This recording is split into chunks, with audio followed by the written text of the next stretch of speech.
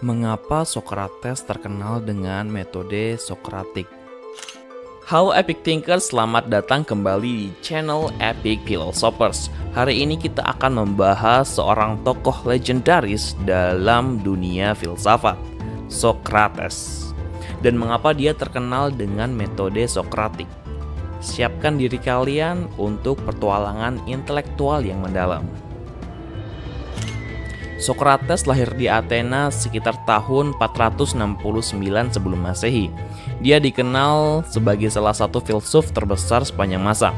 Meskipun tidak pernah menulis satu buku pun, semua yang kita ketahui tentang dia berasal dari catatan murid-muridnya, terutama Plato. Tapi, apa yang membuat Socrates begitu istimewa? Salah satu jawabannya adalah metode Sokratik. Metode Sokratik adalah teknik bertanya yang digunakan oleh Socrates untuk mengeksplorasi ide-ide dan memancing pemikiran kritis.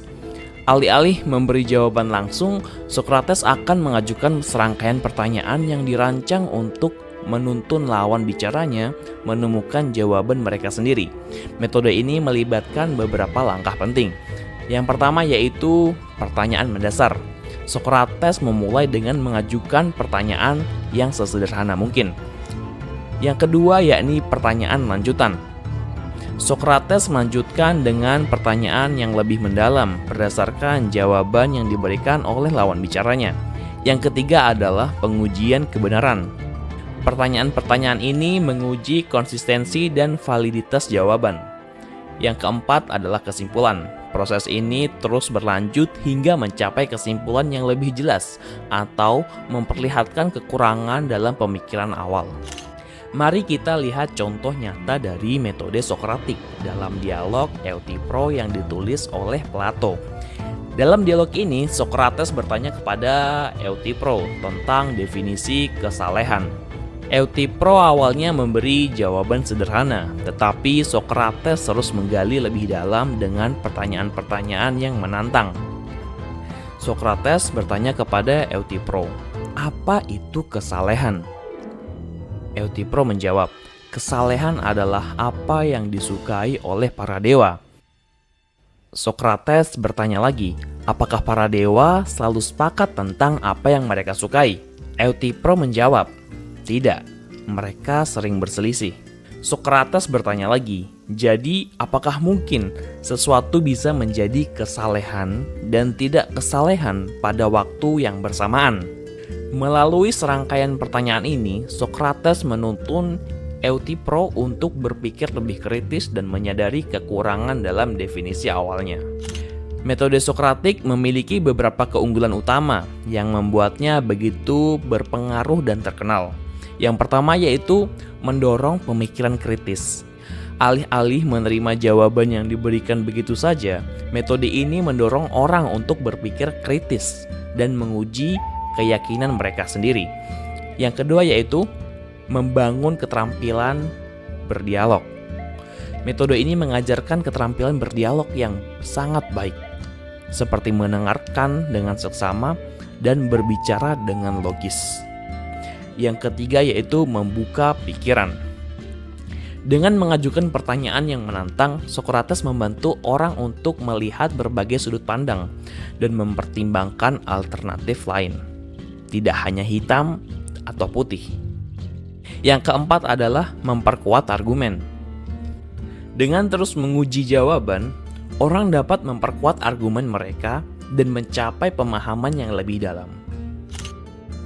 Metode Sokratik tidak hanya berhenti pada masa Socrates. Pengaruhnya sangat besar dalam dunia pendidikan hingga hari ini.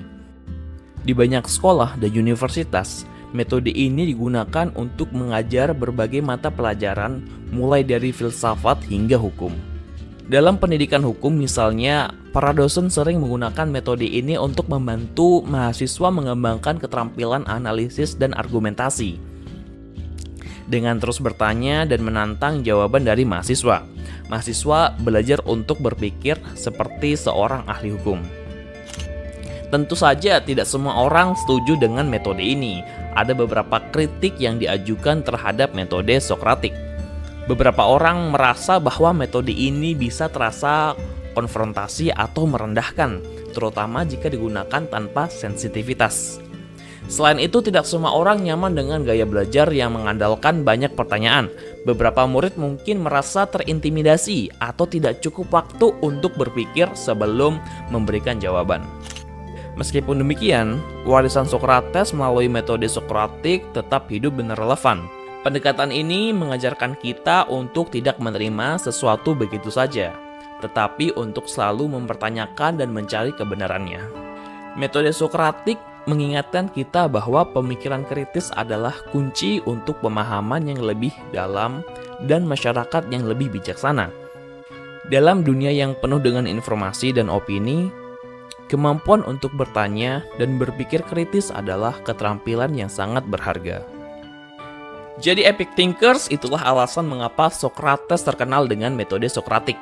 Dari jalan Athena kuno hingga ruangan kelas modern, warisan Socrates terus menginspirasi kita untuk berpikir lebih kritis dan mendalam. Terima kasih karena telah menonton. Jangan lupa untuk like, berkomentar, dan subscribe untuk lebih banyak konten inspiratif lainnya. Seperti biasa, teruslah berpikir kritis dan cari kebenaran. Sampai jumpa di video berikutnya.